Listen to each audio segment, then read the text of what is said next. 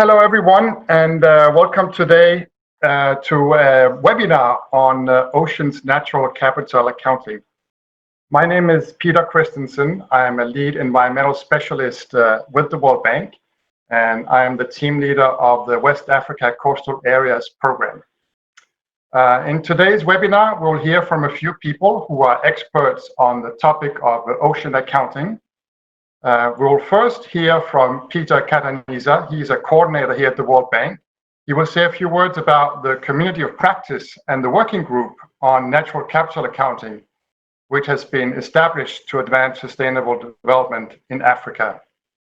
Then we will hear from Dr. Ben Milligan, who is the Secretary Director at the Global Oceans Accounts Partnership at the University of New South Wales in Australia. He will present the importance of oceans accounts in a global context. And then after that, we'll hear from Dr. Glenn Marie Lang. She is a senior environmental economist at the World Bank. She will explain the importance of natural capital accounting in the marine context, including for marine spatial planning. And then finally, we have Professor Ken Finlay. He's a research chair at the Technology Center for Sustainable Oceans at the Cape Peninsula University in South Africa. He will break down what kinds of global and African data sets for oceans accounts are needed to support decision making. So we'd like to hear from all of you, the participants also, and that's why the speakers, they have committed to stay within their allocated time so we can have about 30 minutes of discussions on two key questions. The two questions are, what is your perspective on oceans accounts in Africa? And the other question is, how do you think an African oceans account working group would be most effective in advancing sustainable development in Africa?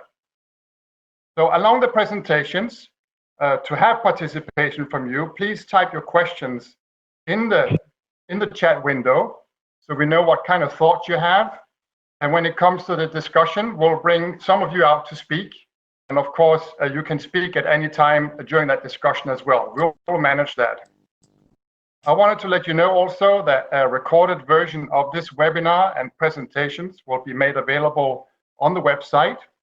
So the website is wavespartnerships, in one word, .org. So I guess that's it for the presentations. For those of you joining right now, just welcome again. This is the webinar on Ocean's Natural Capital Accounting. Before I hand it to the microphone to the first speaker, I just wanted to say how important I believe natural capital accounting is. I worked on environmental issues in Africa for over 25 years and now working in West Africa on coastal resilience. And we see the natural habitat disappearing and the importance of natural resources for the livelihoods and economies of people, economies of the countries. So, and then on top of this, we have the pandemic, which has caused an additional economic crisis. So actions to enhance resilience and more better, cleaner environment should be part of the reconstruction strategy for all of the countries in Africa after the pandemic. So with that, let me pass the word over to the first speaker, who is Peter Cataniza.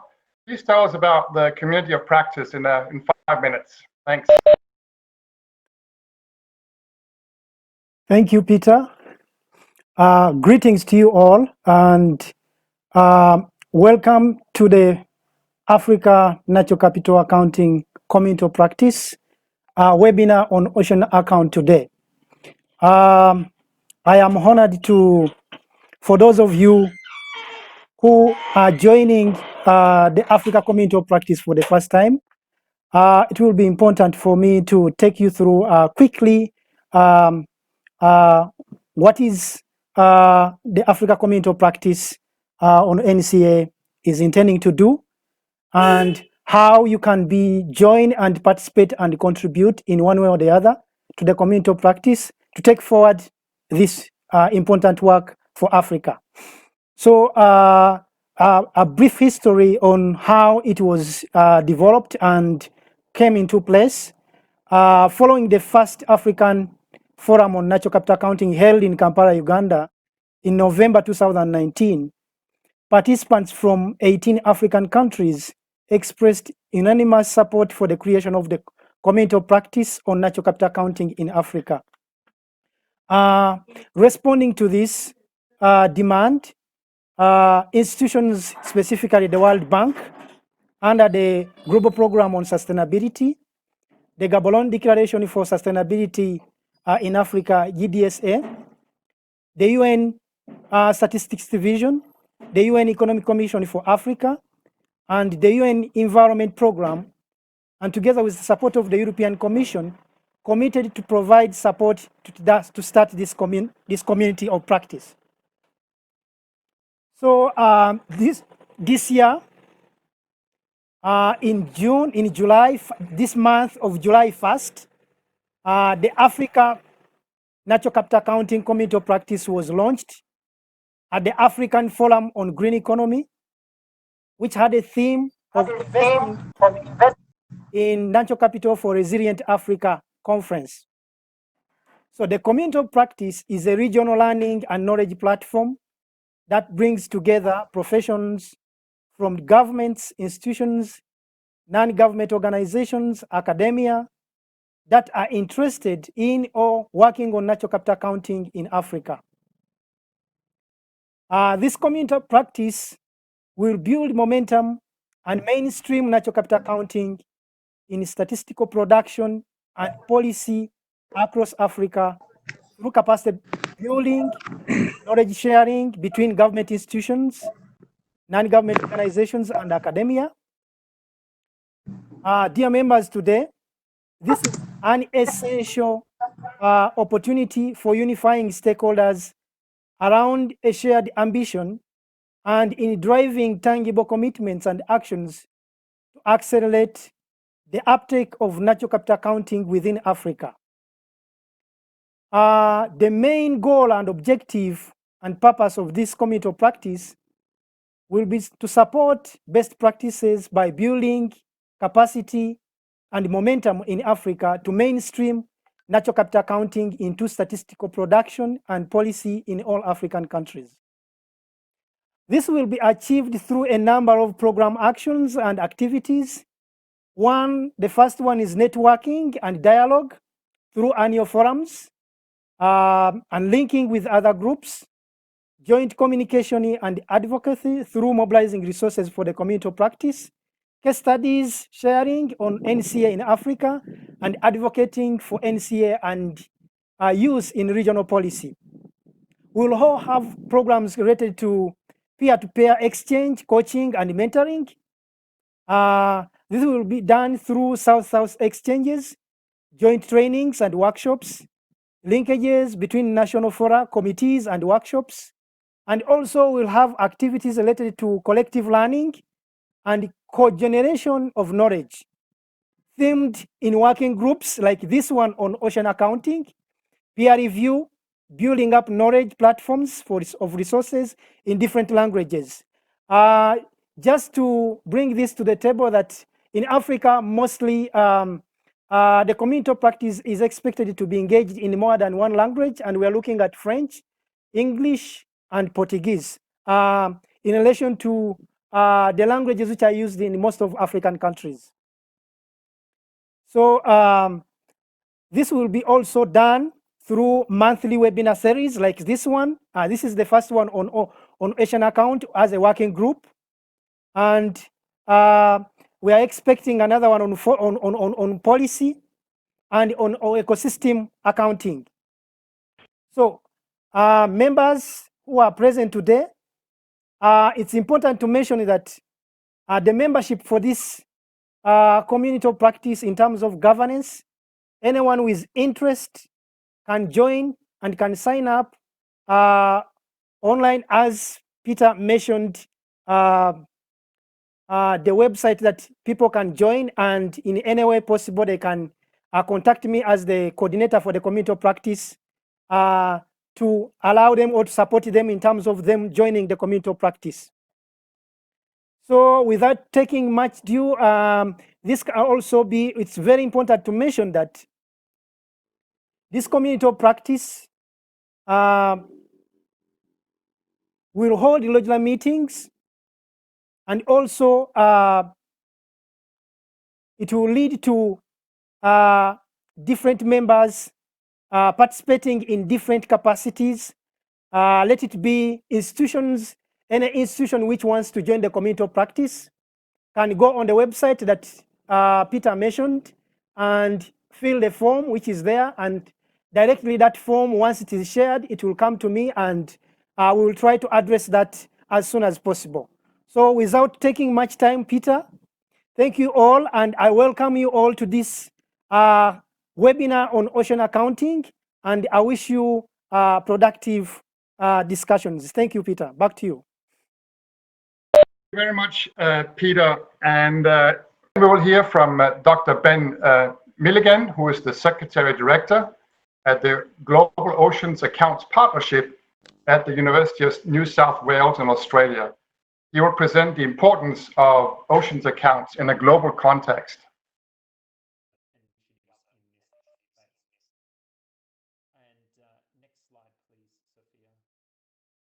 So what are ocean accounts? And given this is a natural capital community of practice, a lot of this will be very familiar to you, but bears some repeating. When we make decisions about oceans, there are varied domains of information that are relevant. Some people are reliant in decision-making on physical units, so decision-making in an environment ministry related to pollution, for example. Others are very reliant on monetary information related to oceans, so gross value added of ocean sectors, as an example, and a variety of other information, whether this is social conditions, poverty, livelihoods information, disaster risk, resilience, etc. And these relate to environmental, economic, and social domains. An ocean account is a collection of this information, fundamentally, but it's a collection of this information that has two distinctive characteristics. One, the different domains of information are organized into a common structure. So instead of having different structures for physical information about the ocean, or monetary information about the ocean, or other information about the ocean, the purpose of an ocean account is to bring those varied relevant pieces of information into a common data structure. And we could do that in a lot of different ways. The distinctive aspect of ocean accounts is that the varied data is brought together in a manner that is compatible with international statistical standards related to national accounting. And this is really critical. This is what enables the collection of diverse information to be taken up by the decision makers and decision-making processes that all countries have related to national accounting that inform macroeconomic policy and a wide range of other policy. Next slide, please.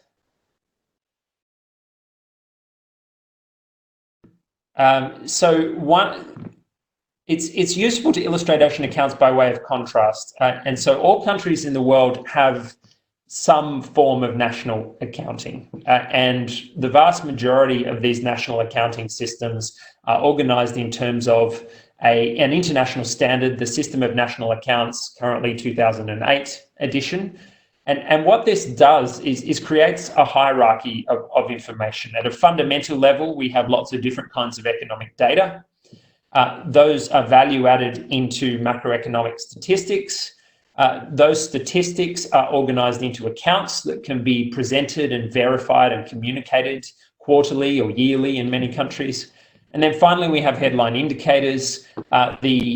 The stereotypical and very influential example of a headline indicator for national accounts is gross domestic product or gross value added.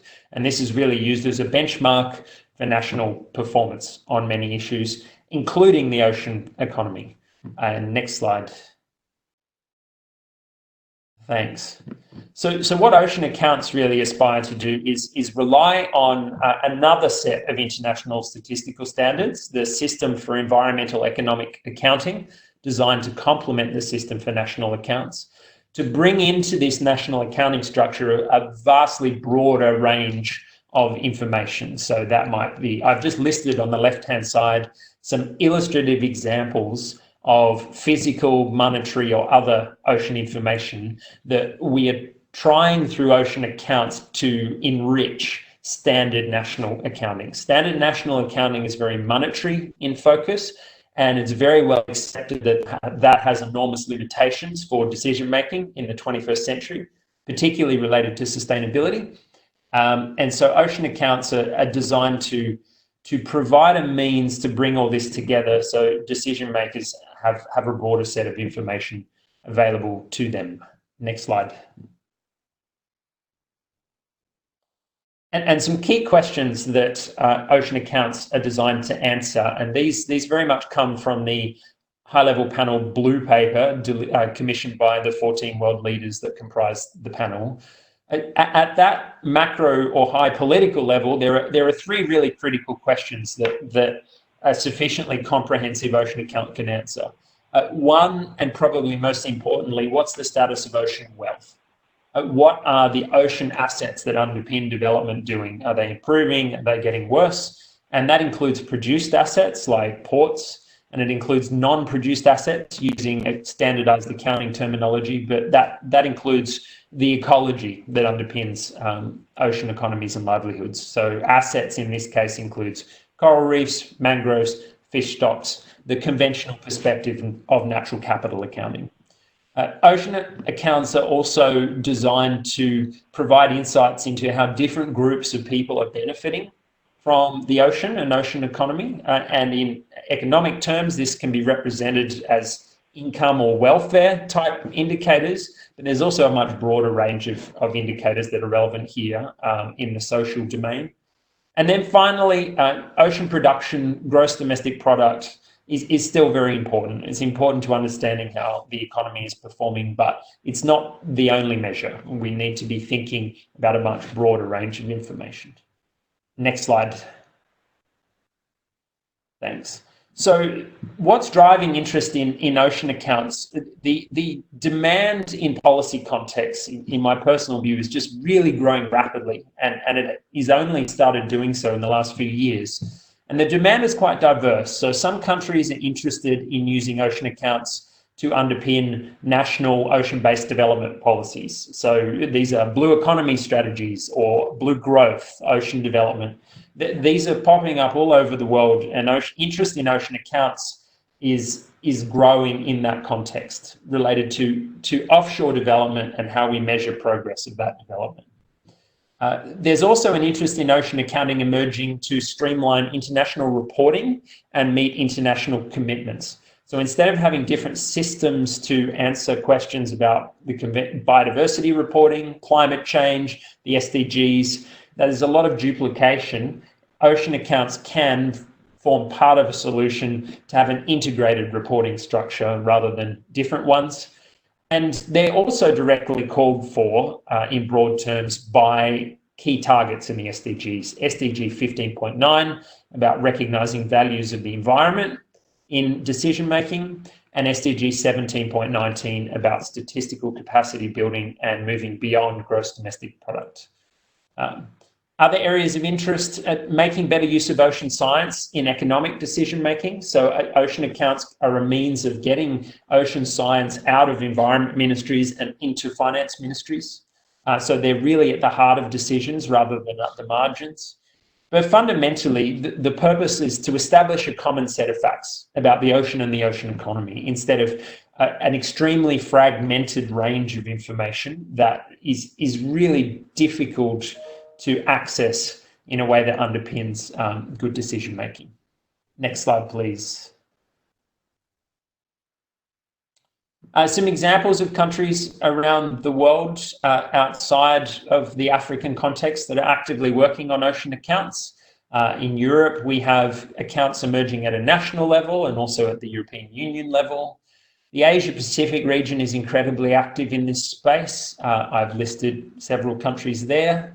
The Americas, also a range of pilot projects, and some key themes here that are creating the demand and the appetite to resource these efforts. Integrated ocean management, marine spatial planning, strategic development planning across ocean sectors is a major theme.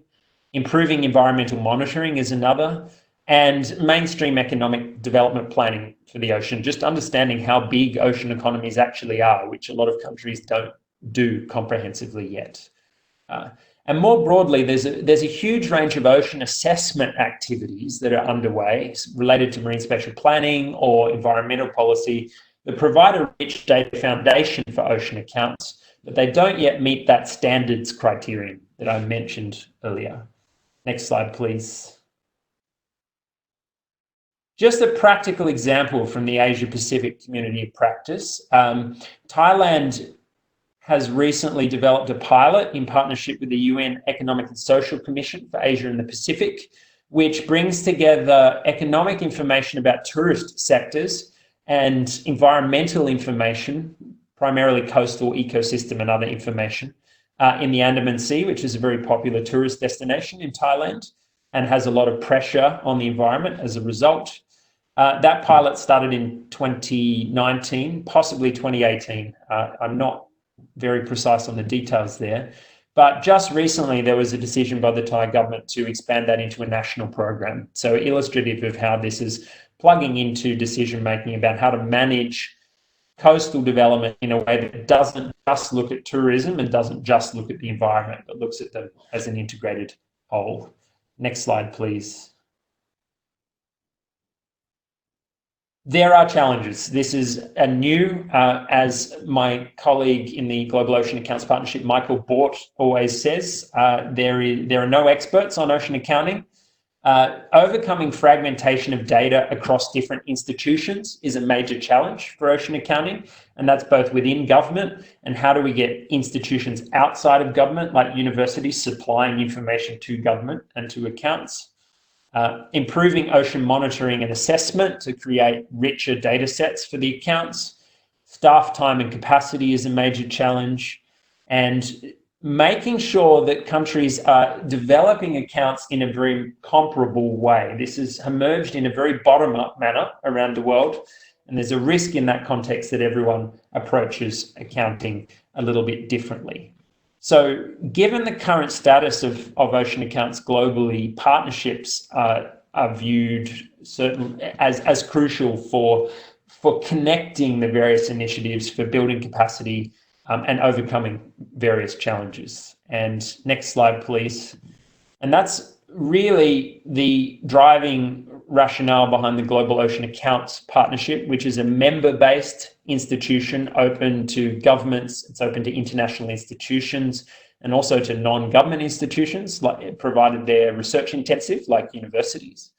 And the partnership's currently chaired by Fisheries and Oceans Canada and UN SCAP, supported by the World Bank Blue Economy Program, who is also a member. And it was established in 2019 to accelerate ocean accounting and fundamentally for a purpose to enable measurement and management of progress towards sustainable ocean development. The partnership hosted a meeting of 18 governments late last year in Sydney for the first global dialogue on ocean accounting. Those were primarily Asia Pacific governments, and the absence of good representation from Africa was a driving force behind this initiative that we're launching today. The partnership is also an action coalition under the framework of the high-level panel for a sustainable ocean economy. So we're working closely with those 14 countries and to try and provide a framework for supporting efforts related to ocean accounting commitments and various other activities, maintenance of technical guidance, a clearinghouse for capacity support and access to other experts, and the communities of practice, of which this as an example. Next slide, please. So if you're interested in learning more, please visit oceanaccounts.org. The partnership is very much in a state of flux, to be honest. So there are a lot of active discussions with new members, government. The reason I mentioned the Thai example is government of Thailand will be our latest member next week. So this is very much the early days of an initiative, but with lots of potential. And fundamentally, for those interested in this, please get in touch. And the Secretariat, on behalf of the partnership, really welcomes dialogue about how we advance this initiative globally and establish the right kinds of collaborations to to meet this critical need for organising ocean data and statistics for better decision making. And I'll hand back to you at this point, Peter. Thank you. Thank you very much, Ben. You almost stayed within your allotted time, but that was really good, very interesting. For those of you who are just joining us, welcome. This is the webinar on Oceans Natural Capital Accounting.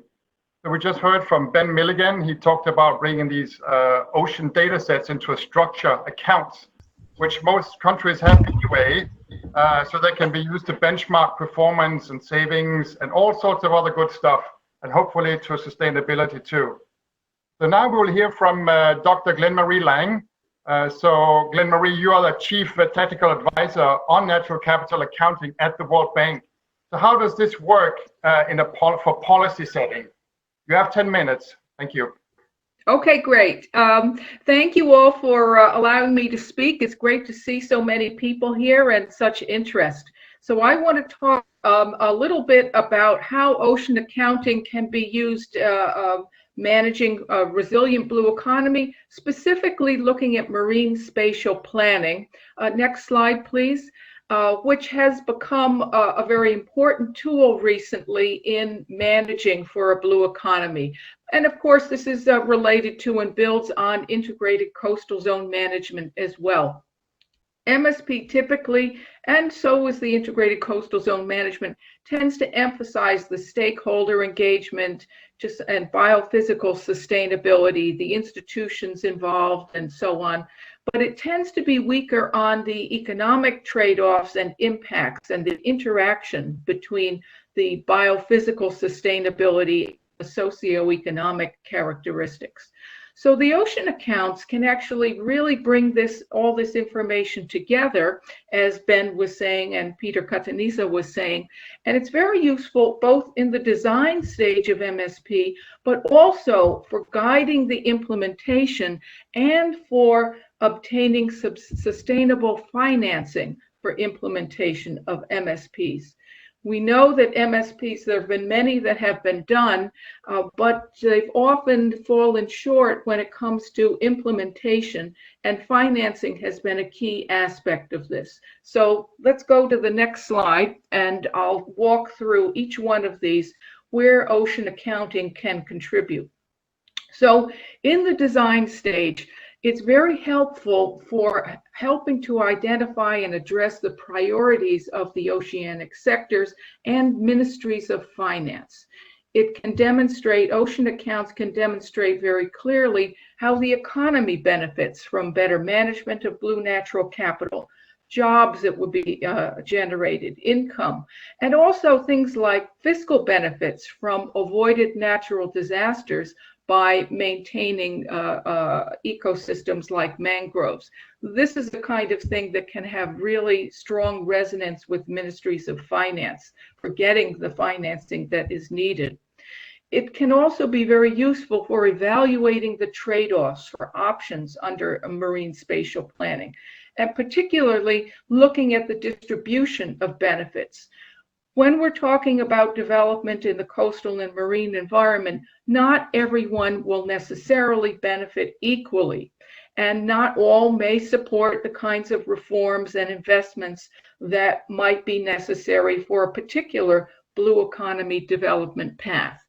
So being able to identify the costs and benefits of the reforms, interventions, investments that would be needed for this marine spatial plan is extremely useful. In fact, it's practically essential for this to succeed.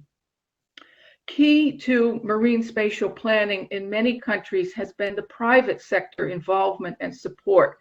And they're very keenly aware of the economic dimension of any kind of marine spatial plan. So providing the economic information about costs and benefits is particularly important for mobilizing private sector investment, finance that's sustainable over time, which I'll come to again later. Next slide, please. So, okay, suppose we designed the marine spatial plan, and we have seen many of these designed. What about implementation? how do we actually implement it, and how do we monitor and evaluate in an adaptive way how it's working? Is the MSP working out as designed? Do we need to revise it? Are we getting the outcomes that we anticipated?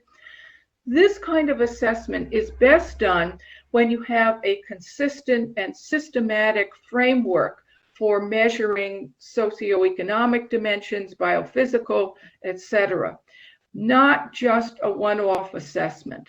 This allows us to monitor over time, and here what we need are key indicators, definition of spatial units, the stakeholders, units of measure, etc., that will be constant over time. Because if we try to put together the MSP just based on an ad hoc collection of data that we happen to have at hand, it makes it much more difficult in the implementation stage to see, are we progressing? Are we better off than we were before? Because we may not have the same information. Having this consistent and systematic framework of information also gives us the ability to revise the MSP. If our goals have changed, if there are unexpected outcomes, for whatever reason, it gives us the database so that we can quickly adjust and revise. So that's really the important of moving from a kind of one-off study and data collection to a more systematic, regular ocean accounting framework. Next slide, please. And finally, sustainable financing. Policy reforms, investment needed to transition to a blue economy, all of this costs money, even the monitoring of this over time, the capacity building, training, etc. Government and conservation financing is often part of the funding strategy. In many cases, it's the main funding strategy. But what we find is in the implementation stage, it may not be sufficient and it may not be sustainable over time. Here's where the partnership between the private sector and government, communities, NGOs builds a broader, more diversified funding strategy. The ocean accounts can contribute to this economic assessment of the private sector, which it needs to see in order for it to justify its investments to build this new blue economy. And with that, I will stop here and thank you all very much. Thank you very much, Glenn Marie. It was really interesting to hear you talk about how these ocean accounts can help determine these trade-offs for options in the use of coastal areas of countries. Now, MSP is complex, but that should not prevent us from trying to do it well, and these data sets can help it. And I like what you said about how they can also be used to track if we're doing better or worse than when we started, and then revise the plans as needed. That's really important. Okay, let's move on to Professor Ken Finlay. In addition to being at the university in South Africa, he's also the research chair at that university's Technical Center for Sustainable Oceans. So tell us about the data needs that are needed in Africa to make all this work, all the how-tos. You have 20 minutes. Thank you. Thank you, Chair, and thank you for the opportunity to make this presentation this afternoon. If I can just start this. And what I'd like to do is I'm going to come at this from a relatively low-level approach, realizing that there might be a number of members of the community of practice that are not ocean scientists. And so I want to start off just talking about ocean systems and take it really from there. But I think the first thing we need to be really cognizant of the fact is that oceans are dynamic, they're three-dimensional, they're fluid, and they are what I'm going to call boundary porous. They don't really respect boundaries of exclusive economic zones or political boundaries, and that fluidity means that characteristics of oceans move, they're dynamic, and they're very, very fluid. And oceans have particular characteristics. They're not uniform. There are marked differences in sea surface temperatures by latitude. Oceans are up to over 10 kilometers deep in certain places, and depth has a great bearing on the extent, intensity of light, pressure, temperatures, nutrients, and consequently productivity. Furthermore, differences in thermohaline properties, salinity properties, temperature properties, and differences in weather patterns mean that oceans move. And I think we're all aware of the major ocean currents around the world.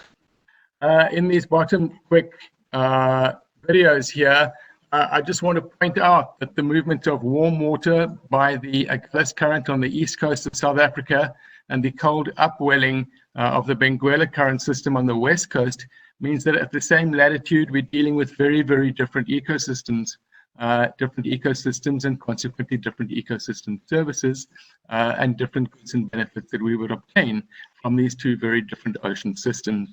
The other thing that I would like to point out here is that politically, the Atlantic Ocean and Indian Ocean meet at 20 degrees east at Cape Agulhas.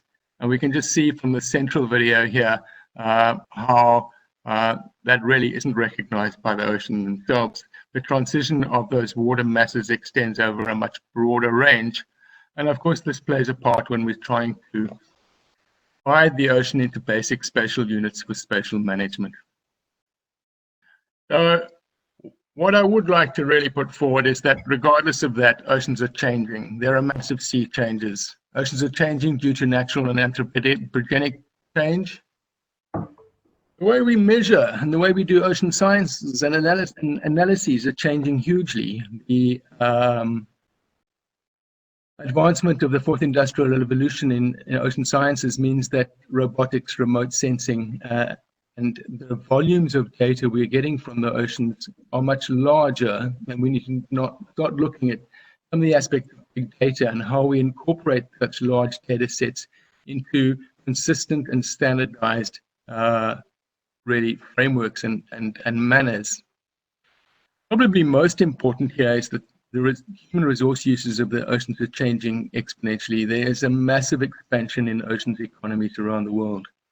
And we really feel that an adaptive ocean governance process, the adaptive that Anne-Marie was talking about being a very important part of this, needs to incorporate these changes. By ocean governance, here I am really talking about the governance of ocean resource use of human economies in the oceans or associated with the oceans and the impact thereof. It's really the use and the impacts that we have on the oceans that require those governance instruments, those governance interventions.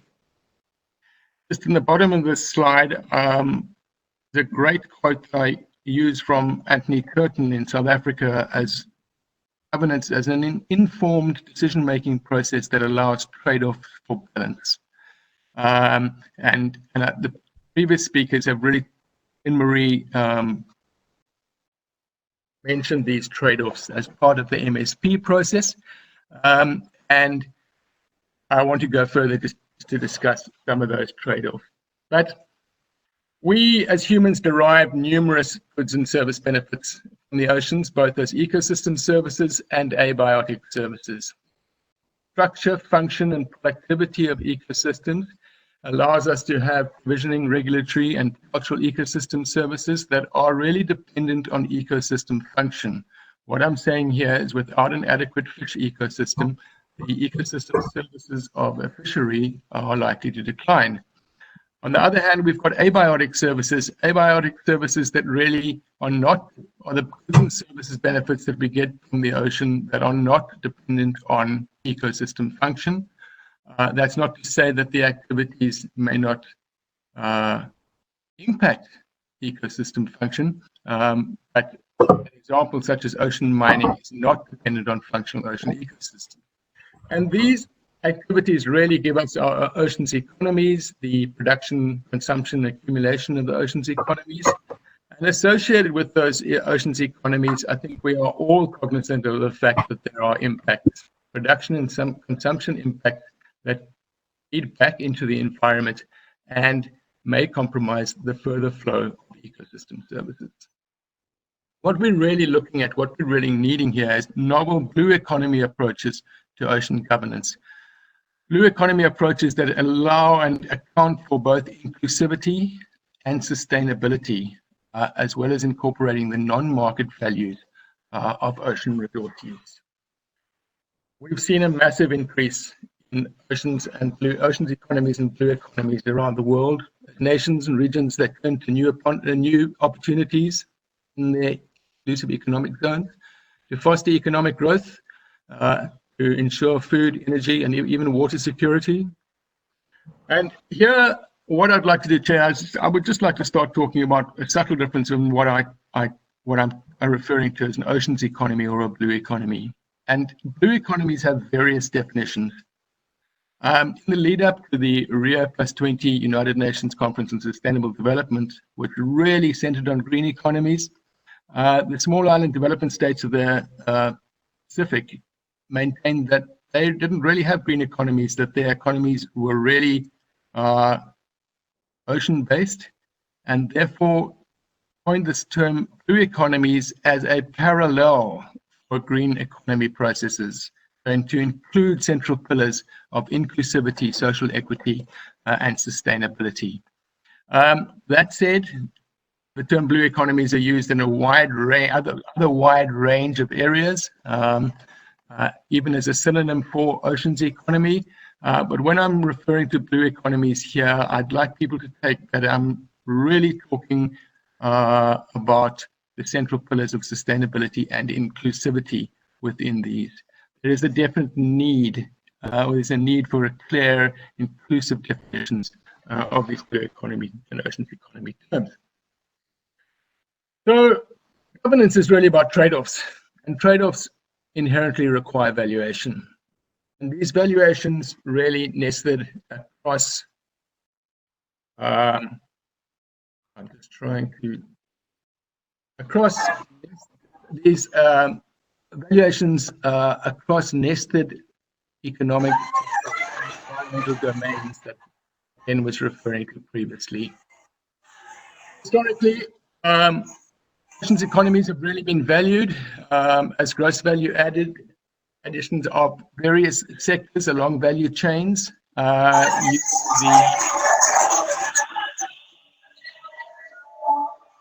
Using the ISIC classification codings. It's a process that also has required disaggregation of the values of the oceans economy contribution from the terrestrial side of things. Challenges with this process or this methodology. Sorry, I'm getting a lot of feedback from an open mic. The challenges here is that these ocean economy valuation processes have seldom been standardized across regions or nations, particularly the upstream and downstream components of particular sectors have either been included or excluded. There's been little or no accounting of natural capital assets and therefore of sustainability. There's been little accounting or no accounting of inclusivity, and monetized and market values have formed the main part of these accounting. So the non-market values and benefits that we obtain from the ocean really have not been taken into consideration in these.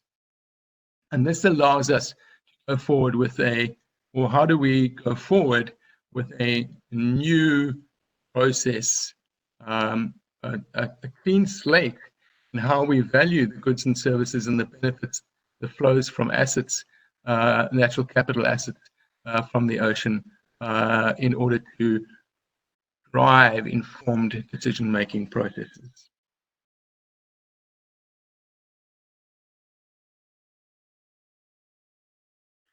I've just put this total economic value organogram up here just to point out that actually many of the goods and service benefits, many of the values we obtain from the ocean extend well beyond those market values, including, of course, aspects of non-use value, bequest value, and existence value on the right. So in a broad brush context, we are cognizant of the fact that we have novel ocean science data arising from new ways of measuring the ocean. These data producing new knowledge bases in a changing ocean, and those knowledge bases can extend from the biophysical right through to the human resource use, to the economic sciences, the social sciences. And when we incorporate those within a spatial framework, we can start utilizing consistent, comparative, and comparable and standardized data sets to make decisions in a oceans accounting framework. So looking at these changing information, these knowledge bases of changing oceans in the context of changing ocean resource use within an oceans accounts framework, starts to allow us to look at what is the input resource flows to an ocean economy, as well as what are the impact flows from an oceans economy back to the ecosystems, back to the natural capital on which much of our oceans economies are dependent. When we can start providing those sort of data in an accounting framework, we can start looking at change, we can look at trends, we can look at delta values, and thereby we can start to model. And when we can start modeling systems like this, we can start developing scenario narratives, scenario plans that I feel are absolutely imperative in that compact between government and society in the development of policy and governance. And this hinges, I think, as Ben and Marie have both said, on a oceans accounts framework, which I have in the bottom right-hand corner of the screen here, and which I'm going to throw up on the screen at this stage. I don't have the necessary time to go through and unpack this particular framework in detail, but what I want to put across here is largely a segue from ecosystem accounts, experimental ecosystem accounts, and the provision of the non-produced assets through natural capital into both market and non-market uses in the brown and the green in the central panel that can be looked at in terms of environmental economic accounts and the central framework there relating to that. And going forward, feeding those into ocean satellite accounts in order to start getting an idea of the gross value add of particular sectors that can then be compared and contrasted in standardized manners for decision-making processes. Now, one of the aspects of this is that these three particular accounts frameworks that I've referred to up to now are accepted standard frameworks that have been developed. We are also cognizant of the fact that there's a need for risk accounts, social accounts, and governance accounts within this framework at various places within this framework in order to establish or to analyze, to investigate where do benefits accrue, where do costs accrue when a particular regulatory ecosystem service declines, what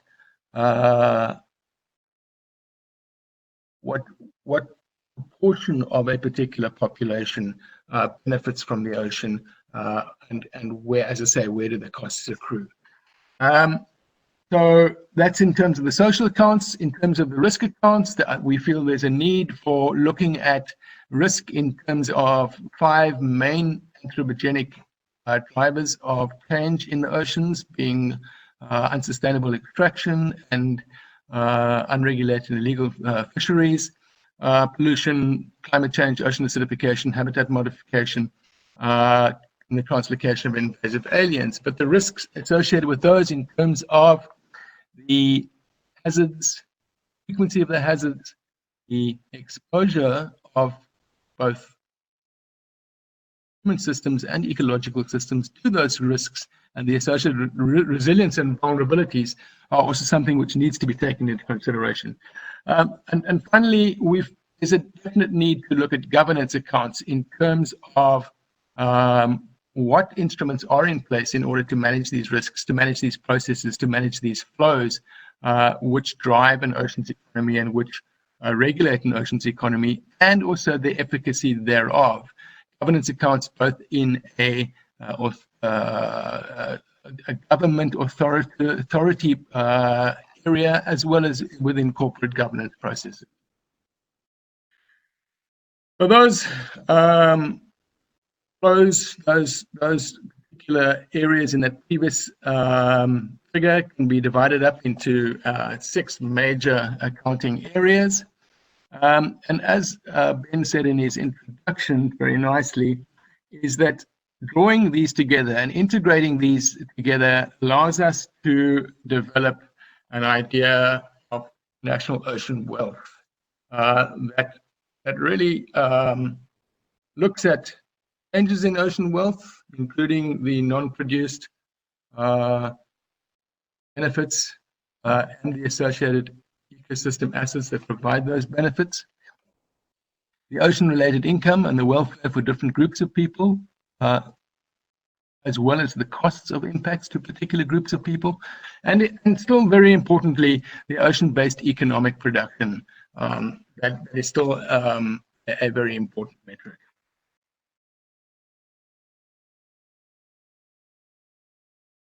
So that flow diagram, box diagram that I had up earlier, this is the similar figure provided within the technical guidance of ocean accounting of the Global Oceans Accounting Partnership. It's very, very similar in the flows, in the stocks and the flows from the stocks that are outlined here. And it's important, I think, that when we are developing novel accounts like these, that we have the partnership and we have the dialogue to ensure that what is being developed, as Ben said, bottom up in various parts of the world, are comparable and are consistent and are standardized, and so that we have common data architecture throughout these processes. Important part about this oceans accounts framework is that it's not imperative to look at or to treat the entire framework that I presented. Particular countries may select particular portions of that framework, ocean satellite accounts or marine ecosystem accounts, and concentrate on those. But we need to ensure that even those subsets accounts fit into a comparable, consistent framework that the oceans accounts framework provides. So really, we're taking currently recognized accounting systems. We are adding novel accounts in terms of governance, risk, social, and wealth accounts within through dialogue, through the development of consistent novel accounts. And we feel there are actually a number of areas that countries can use, being touched on by the 2 previous speakers, including indicators, including sectoral evaluation, finance investment, as well as strategic sectoral development for particular sectors. As Glenn-Marie Langer has said, I see oceans accounts as being absolutely critical at the back end of marine spatial planning and some of the integrated coastal management. But possibly one of the more important aspects is that ocean accounts really allows the development of, or the strengthening of national statistical systems in terms of ocean assessment, monitoring, evaluation, etc.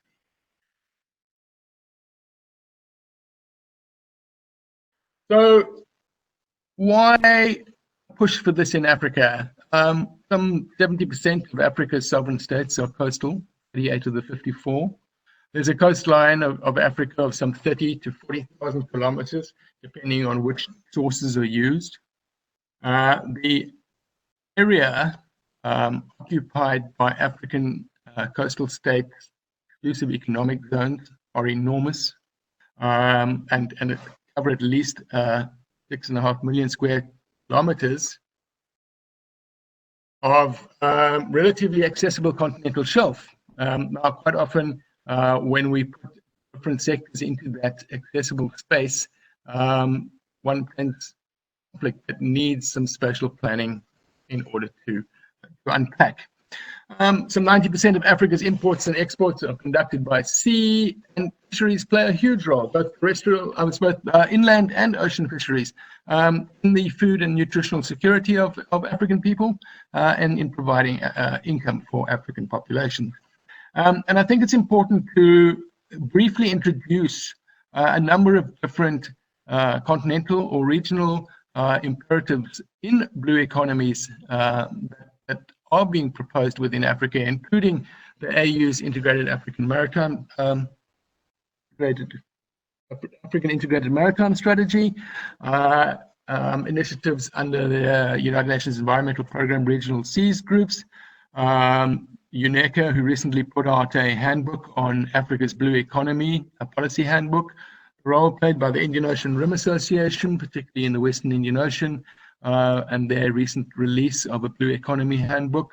And of course, there are the national imperatives, and here I've just drawn up examples from the Seychelles, from Mauritius and South Africa, where blue economies and ocean economies are advanced. And I think it's absolutely imperative that we start looking at ocean accounts as an instrument in which to provide an informed decision-making process within these national imperatives.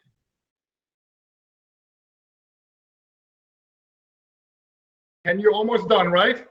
Yes, Chair, I'm done. Thank you. I was going to say thank you, Chair. That's me done. Oh, that's great. My apologies if I've gone over time, but that's me done. Yeah. Oh, you went over with 2 minutes.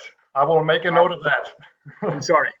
Thank you very much, Ken. It was really good to hear what you told us about. You know, you started out with this reminder of all the services that the oceans give us and why it's so important for us to keep track of them. We talked about the provisional services, so that is fish, the regulatory service, that's climate, the cultural services. You had a picture of someone surfing. I don't surf, but you're right.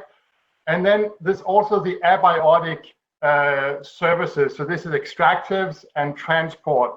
And that is exactly why it's important to have these accounts, so you can get an assessment of the value and help the countries make priorities for how they use their ocean and coastal areas. So thank you again to all the speakers. We have about a half hour for discussion. We had proposed 2 questions, which were, what is your perspective on oceans accounts in Africa? And the other one is, how do you think an Africa Oceans Account working group could be most effective? We had a couple of questions on the side in the chat box, as you may have seen. The first one came from Sonigitu Ekpe. And you wanted to know about the applications. You're really looking for applications and examples in Africa. So I'm going to bounce that question over to Peter Kalaniza, because you're focusing on Africa. So are there any examples, I don't know, Ghana or Kenya, where they have actually used these accounts to aid in decision making? Some real examples and case studies. Peter? Thank you, Peter. And thank you, Sonny Gutu, for the question. But in terms of examples on ocean account, I think for the moment I might not be having specific examples to which countries have used this as to inform policy or to inform national programs and policies and programs. I think Ken mentioned the South Africa, but maybe Ken might be the right person, maybe as an expert, to see if the other African countries that have already developed this ocean account and it has informed their policies. But in terms of the other inland countries that are not touching on the ocean or coastal, I'll say, for example, my country, Rwanda, we have already developed the water account, and it has informed on how we manage the inland water management in terms of knowing how to manage the scarcity of water in Africa, in some of the dry areas within the country, and also knowing how to manage better the flood areas where we have high precipitation in terms of water in the country, and knowing how to allocate this resource within the country. So in terms of inland countries, when it comes to managing water and what it provides in terms of economic contribution, that examples can be there, but I think Ken can pick up from there and maybe share more examples from other African countries. Thank you. Thank you, Chair. If I can chime in here, given the novel and the relatively new manner of the development of oceans accounts, I'm pretty sure there have been very few or almost no case studies in Africa to date. As I mentioned by Ben Milligan in his introduction, one of the things which concerned me in my attendance at the Global Dialogue in Sydney last year is the underrepresentation of African people, African nations within that global dialogue. And one of the motivations that I have for wanting to get this working group off the ground is in order, in fact, to address that lack of African representation within that dialogue. And so, yes, we have a recently initiated National Research Foundation community of practice in oceans accounts amongst some academic or universities and other partners in South Africa. But it's a very new project, and it will be concentrating on really looking at the applicability of the framework for oceans accounting within one of the bays in South Africa.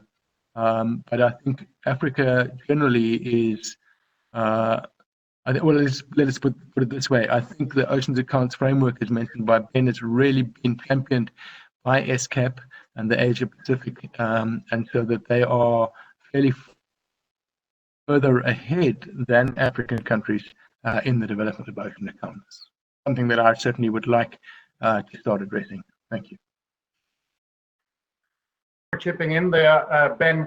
And we had a contribution from Ibukun Adewumi talking about the challenges of doing accounts in Africa. We need political support, the policy and institutional underpinnings, capacity and knowledge, and just an overall better integration of this. Ben, maybe I can bounce this question over to you, because you said that over in Asia Pacific there are ocean account working groups already in place that are applying these approaches. Can you tell us again a bit more about what allowed these countries there to make it work? Thanks very much, Peter. Yes, my sense of global progress is that the Asia Pacific region is very active, but Europe and North America, there has also been a lot of progress, and the use cases are quite diverse. So in some cases, Bangladesh, for an example, the interest was really understanding how large the ocean economy is on a yearly basis. So the environmental aspects were relatively marginal to the initial demand. It was an exercise of disaggregating existing national accounts to support ocean economy development planning. In other countries, it has almost been the opposite, trying to make sure that environmental information is better integrated and connected into economic related decisions. I'll just throw a selection of use cases out. So one common theme is better sectoral planning, taking into account other sectors and environmental dependencies. So an example, there would be the tourism sector in Samoa, also the Thai example I mentioned, where a lot of decision about tourism was very focused on maximizing visit numbers, maximizing economic production associated with that sector, without any attention to the fundamental asset base that underpinned the tourism, which was the ecology and the landscape and seascape of the relevant regions. So bringing together the environmental information and the economic information into a common framework enabled more integrated assessment in that context. Fisheries is another area where we're seeing countries really try to bring together their monetary information and their fish stock assessments so that they can have a look at how, for example, the value add associated with their sector is performing. How is the stock doing relative to the economic demands of that stock? In other contexts like Europe, it's very much about optimization of different sectoral activities, taking into account environmental protection.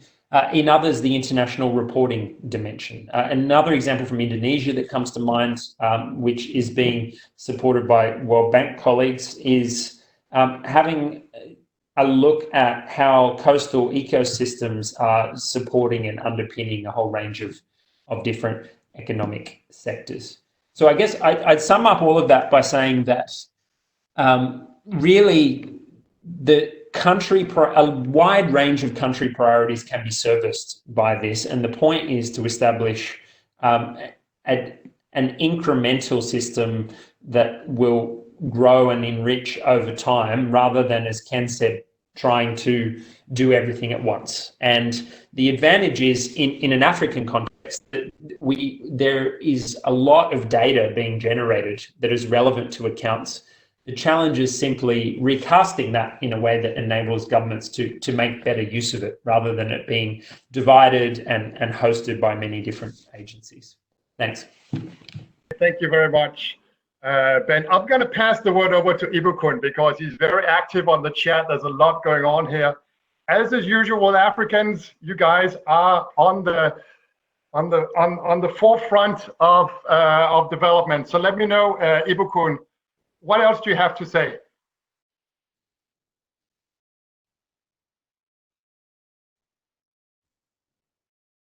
We need to be unmuted. Peter, Karanisa, or Sophia, can you unmute Ibukun?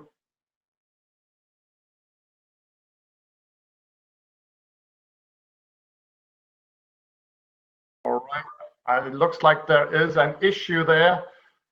Maybe you can try and sort that out, Ibukun, while I take the next question. Or if someone else wants to come in, let's see who else was active here.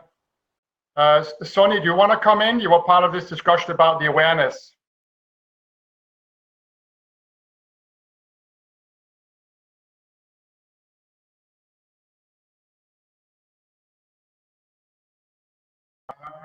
We seem to have a problem with having participants speak. I've unmuted Ibukun now. Ibukun, can you come in?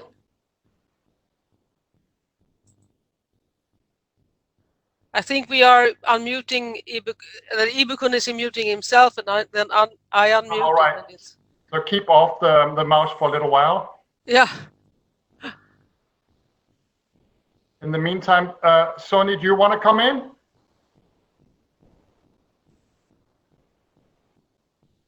Sony Gitu?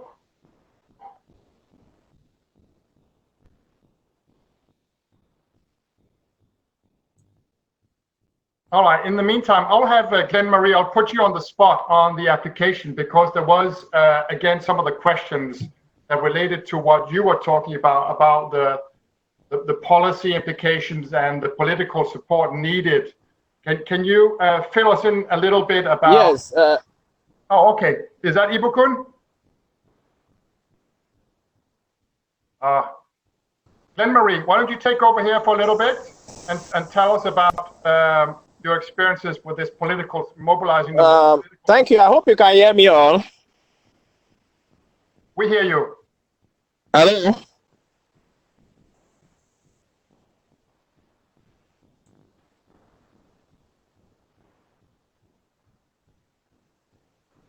It could be a bandwidth. Okay.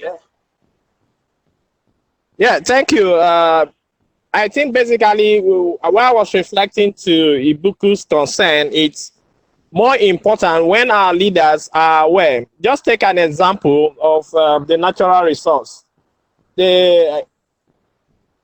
the oil-rich countries have seen the importance of crude oil. Now, can we reflect that kind of importance to ocean accounting? Because of course they are harvesting the crude oil from the ocean, and they know the importance of the ocean. Can we have that kind of reflection for a political will to be driven in? I think that's where I was coming from. Thank you. But expand a little bit. How would you like to do that? And could the community of practice, or all the people who are connected here, what do we need to do to help you make that happen in your country?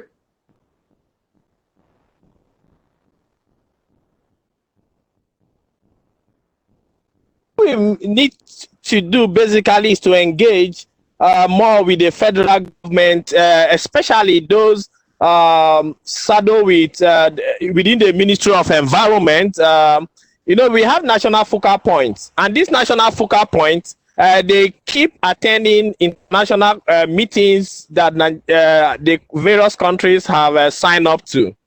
But the question would have been, how have they been able to mainstream or step down whatever information, and how do they collect data from the grassroots, subnational, local governments, and the coastal states? Do they just sit at the national capital and fill up forms? How do we aggregate our statistics or the data? How do we relate it with the research institution? These are some huge challenges that we need to put out strategy that can simplify the layman to follow a strategy, just like we are all hovering around the crude oil. So we should be able to make our ocean to be that important. So the World Bank has a role to play because they are supporting country in a lot of things. The United Nations system agencies that are working around need to also have to open up their various programs so that subnational, where these things are really happening, have to key in. And that is what is going on in one of the discussions in the bomb processes for the post-biodiversity 2020. These are elements that I'm trying to put in place because most of the knowledge, the staffs at the federal level, federal government level, work in silos. There are no synergy from bottom-up approach. How do local governments synergize with the state and synergize with the national government? They all run different policy level, different plans. So they don't aggregate at any point, or they don't have a point of convergence. How do we enhance effective convergence? Thank you. Very much for that contribution, and also to putting us, the World Bank, on the spot, because we do have a role to play. Now we respond to what the countries want. That is a bit, from us technicians. We can't really go faster than the governments and the countries themselves would like to go. Glenn-Marie, can I put you on the spot here to tell us a bit about how the World Bank has gone by helping the countries create these movements and create accounts and the whole support for the natural capital accounting agenda? Okay, sure. Hopefully I'll have some colleagues to chime in on this as well. We've had a long-term program for this, and the reason that it's worked is that we work with a lot of partners, and we're always looking to build partnerships on this because as our previous speakers have said, it takes a lot of people at very different levels to make all of this work. When the UN Statistics Commission approved the system of environmental economic accounts that provides the basic framework for all of this, they noted that it was important that it be implemented in a modular and flexible fashion. That means you start where you are. Don't get too overwhelmed by trying to cover everything. What's the most important thing? And start building it. Just get started doing something. We have a lot of experience from the WAVES program, from the GDSA group, that's the Havrani Declaration on Sustainability for Africa, on implementing the terrestrial-based accounts. And I'm sure there's a lot to be learned from that.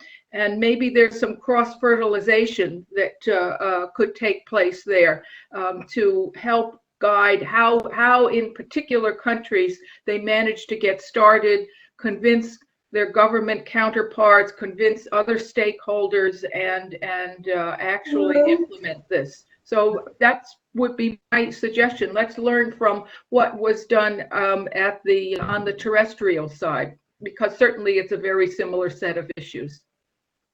Very much, Glenn Marie, and I think the point you said about starting with what you have, that is always a good starting point, and going from there. Now, there's a question from Kwame Fredua about whether we need to have some standards to compare across countries, because there is no borders in the waters, and in some of the countries in West Africa, Benin, Togo, Ghana, and there, the countries' coasts are so narrow. So, what is there a need to have some?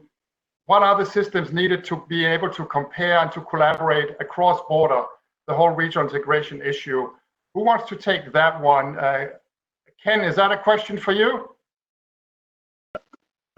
Thank you, Chair. So I think the important thing about this is that there is a consistent, standardized, and comparable framework when you are either doing subnational oceans accounting or oceans accounting within trans-boundary or abutting exclusive economic zones. It's absolutely imperative that there is a standardized way of doing this. And one of the issues that I can see in the way that ocean economies have been valued to date is that different sectors, different components of sectors, and different methodologies have been used in the segregation of the valuations of those sectors. And so quite often those historic accounts are not comparable. So it's very difficult then to aggregate them by region in the Gulf of Guinea or the Western Indian Ocean. So firstly, that standardization is something that I think talks to that transboundary challenge that I think you're referring to, Chair. The other thing which I would like to just raise is Kanagitu made a comment regarding, and it was raised by Ben as well, that very often the data sets that are required for oceans accounting are archived or are lodged in different government authorities, different institutions, and there's often a very siloed approach, both within the management, the governance, and the sharing of information. And one of the hopes that I have, or one of the feelings that I have about oceans accounts, is that it possibly acts as a lever for the transfer or the sharing of those data sets between different siloed, what are currently different siloed institutions. But to come back to your question, I think that the standardization and the comparability, the consistency of the framework is what is needed when making those transboundary valuations. Thank you. Very much, Ken. There was actually one more question from you, from Marianne in Los Angeles, and that is whether there are examples of the use of something called the novel ocean science data for looking into the extra market economy, so such as illegal trade in wildlife, drugs, piracy, and all sorts of things, which has a damaging effect on the natural asset. Do you know this set of data, and what is your perspective on it?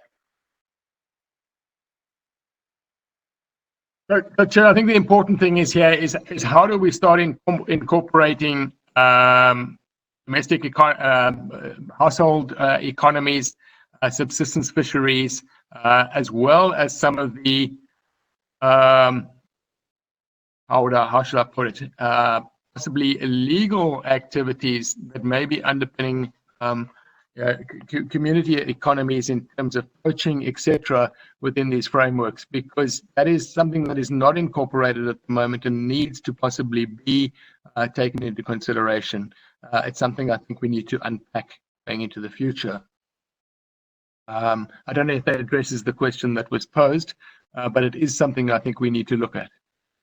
Thank you very much. We are recording the questions here and the webinar overall, and we can get back to everyone if there's questions that weren't answered sufficiently. Actually, we'll bounce that over to that community of practice so they can respond, and you can be part of those community of practices so we can unbundle these challenges you're mentioning. There was a comment from Fadeke Ayola. I don't know if you're still online, but you're saying a lot can be learned from the European practice, and you can share case studies, and you'd like to join the initiatives of this working group. Maybe I'll give you the microphone now and ask you if there's specific lessons you know of that could be useful for this working group on oceans account in Africa. Fadeke, are you there? I'll give you a minute. You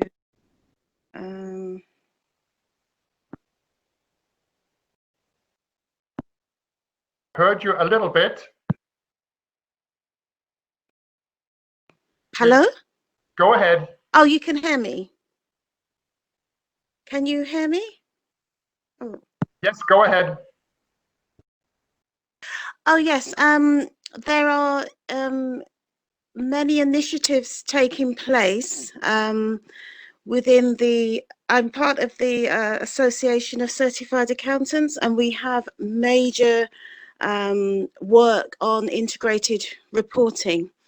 And the main important thing is to get teams to specialize on particular aspects. So you can focus on ocean accounting assets, or we can look at social accounts, but we need to develop a commitment from different groups specializing in different assets so that we can come together and form a working group. So in other words, what they need to do is we need to have a community of practice sharing papers, research papers, case studies, and consulting with key stakeholders to come together at the initial stages so that we can form working groups and parties. Within Europe, it's quite advanced. So we have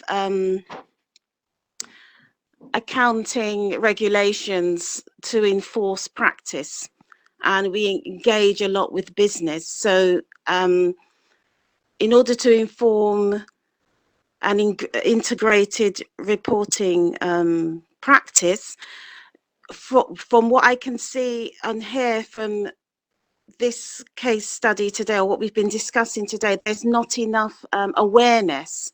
So I would say that we need to start from working groups and focus on people's specialism and bringing in universities to share their practice, bringing in business to start integrating and sharing their practice, and also informing and working with business to look at how they're engaging with oceans. And for example, the tourism sector is a very good way of looking at how business could integrate and share how they're reporting on their accounts and how they're reporting on their biodiversity, how they're reporting on their carbon footprint. We've got many standards. The IOS International Standards Organization provides many standards. There's the GRI that can be very useful in helping put some indicators together. So there's a lot of areas to develop. We've got to look at how do we measure, how do we look at indicators to use. How do we get involved with the tourism sector and look at how businesses are reporting on their biodiversity and their carbon footprint? There's so many different areas to look at. So that's why forming the different working groups first and identifying those areas first is very critical, and then bringing them all together and looking at how we can integrate everything. It will take time, but if I was to look at, I mean, obviously I've got case studies after case studies I could think of, but I would need to I'd need time to go and look at those. But I would just say that it's critically important to look at international standards, accounting standards, general accounting practices, international standards, and just look at bringing in the accounting profession, the business stakeholders, and also just consulting with local NGOs and universities, and bringing everybody together to focus and developing working groups to see how we can take on specialist areas within each group. It's a bit confusing at the moment, but there's a lot of work to be done. I thought that this was quite a developed area. I didn't know how much work needs to be done, but it looks like people need to have awareness to start with. But there is accounting profession in Africa that can come on board, the business world in Africa that can come on board, with governments, NGOs. Everybody needs to come together, but we also need to learn. You have the South African governance program practice in terms of governance is very critically important for helping us understand how we can provide input. So I just think overall it's about getting the different bodies together and integrating everybody into different working groups and working from there. I personally would advocate the accounting profession as a key group to bring in to this national capital accounting debate and help in terms of integrating that into the business reporting and international capital accounting, and just start looking at the different areas of biodiversity accounting, ecosystem accounting. There was mention of obviously national capital accounting is the main group, and then integrating that into mainstreaming that into all the different getting all the different countries then to come together and agree on standards. So it's understanding. I do know that within Southern Africa, they've quite advanced in natural capital accounting. So perhaps bringing in certain countries that have advanced very well, and getting them to lead the way in how we can engage with water and ocean accounting. Thank you, Fadeke. Thank you. I think exactly what you're saying is what this community of practice will be doing. If you look at the chat messages here from Ben, he's saying that they will have a regular series of webinars in the course of the year to explore the different aspects and bringing the people together. And the same is coming from Ken and Ben. Both are basically echoing what you're saying. So, and they invite you to join the working group. So we're coming to a close today, and this was a good way to close because you had very concrete suggestions. We saw comments from all of you in the discussion about the need to create the awareness along with the technical depth. Peter, Katanisa, do you want to speak just 1 minute about the immediate next step, not the whole range, but what do people need to do next to join this effort? Thank you, Peter, and thank you so much to all members. It's interesting to see the excitement and more than 100 members joining this webinar. It's very important to note that just to make sure that what we have discussed will be have been recorded and will be shared to all members. Let it be directly on their emails and through the WhatsApp group. And also, it's very important to note that the Oceans Accounting Working Group is officially starting, and we welcome first the 38 coastal countries to join the working group, and also other African countries with resources of inland freshwater to join, as both oceans and freshwater accounts development can inform each other.